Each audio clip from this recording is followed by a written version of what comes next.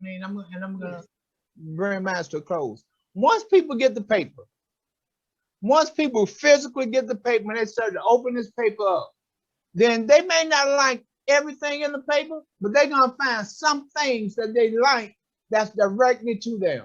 You know, so it's almost like reading a good book. You know what I'm saying? I mean, you know, when something touches you, then you're inspired by what touches you. That's why we have so many different ranges, different perspectives in terms of editors, because people is coming from all type of different directions in terms of that. You know, you may not be into this, you may not be into that, but you're into what Fran writing about. You're into what Dempsey writing about. You know, so I mean, I think the biggest thing is that we just want to make sure that everybody out here have an opportunity to get the paper. Let me tell you, Fran, you said a mouthful about something when you said sometimes you have to decline doing certain things.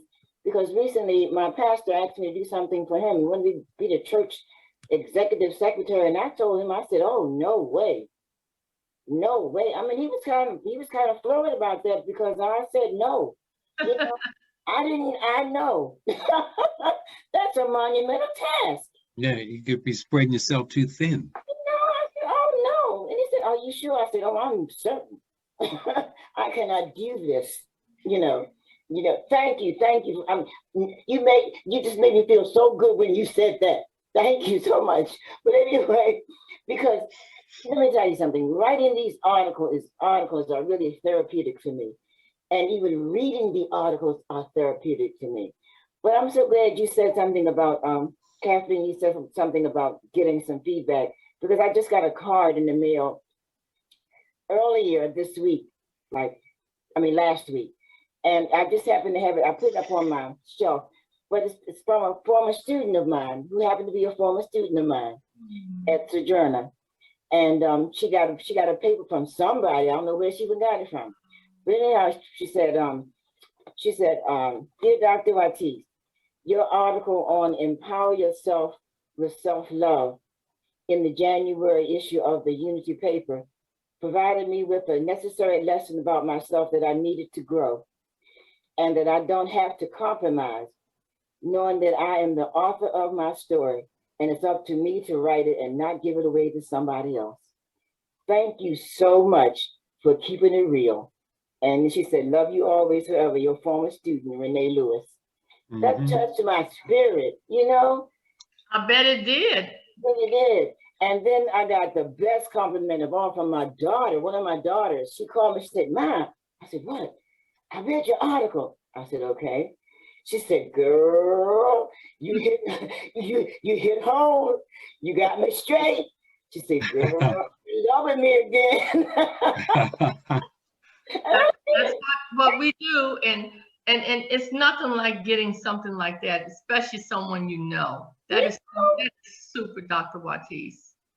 It was really, really uplifting, you know. Like I said, my daughter topped it off, and she said, "Girl." that says a whole lot. That says a whole. It lightens my heart, and it may do the same for you. I was looking for the actual readout, the actual thing that he sent the other day, but what he basically said is that this paper is needed. It is something that we need in our community and in his community. This paper is like a menu. Most people can pick and choose anything that they want to see. It's like going to a restaurant. You know, there's so many venues, there's so many avenues, so many appetizers, and people, most of the people that I know, they love the paper just because of that, of the variety. Now, I did hear David say, "Okay, we don't have an IT section," but I've never heard anybody even mention it. But I mean, it would probably be good to have somebody in there that knows something about IT. But most people really like it because it's its own style. But as I reiterate, it's like it's a menu. And you can pick and choose. It's like you said, Bill said, or David said it. Once you have this paper in your hand and 99% of ownership is holding something in your hand, they're going to find something in that paper they're gonna gravitate towards. Work for other people, helping them with their dreams, helping them achieve their goals, helping them to rise above all these different things that, you know, they felt were obstacles in their way, only to find myself left behind to do the same thing over and over again for myself, because everybody that I sort of reached out to, with the exception of the family that is associated with this enterprise, you know, the National Black Unity News, this is the place that I go to get lifted up, because you all always tell me, you know, what a good job I do and how well my articles are doing, you know, all that. And I'm so grateful to hear those things from you,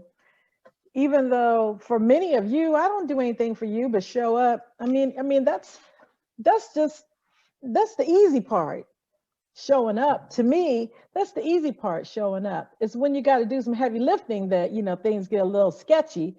But you guys are lifting with me. You're not making me lift anything up by myself. We're all lifting stuff up, and nobody in here is working any less than I am. Everybody in this enterprise, everybody associated with this paper, every single one of you is doing some extraordinary thing that has given me inspiration, that has motivated me and encouraged me to keep going, and, you know, not to quit and not to look away, but to stay focused and steadfast.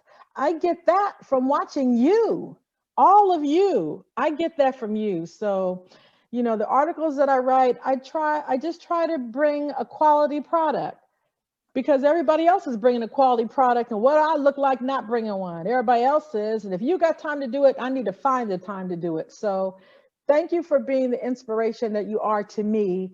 Thank you for being the encouragement that you are to me.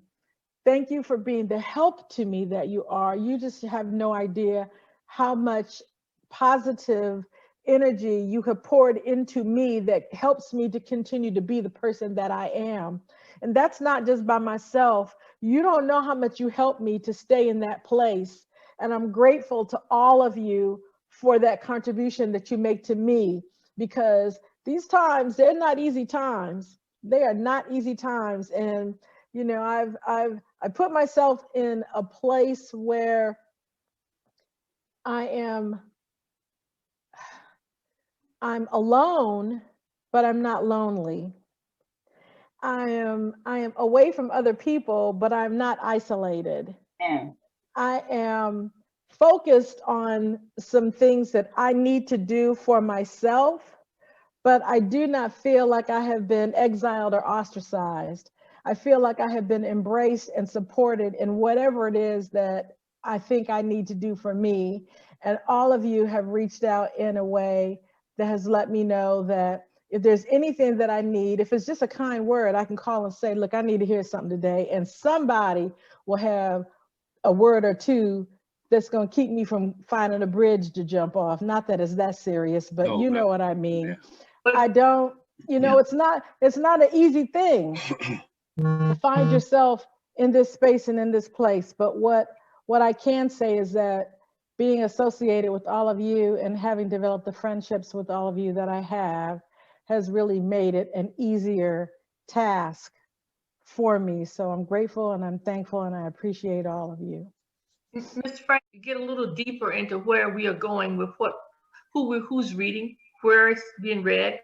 We have papers out of New Jersey. We have editors out of New Jersey. We have people out down in Miami, now North Carolina, Virginia, and Texas and New Orleans. And we just want to talk about that so that we're not, it says national.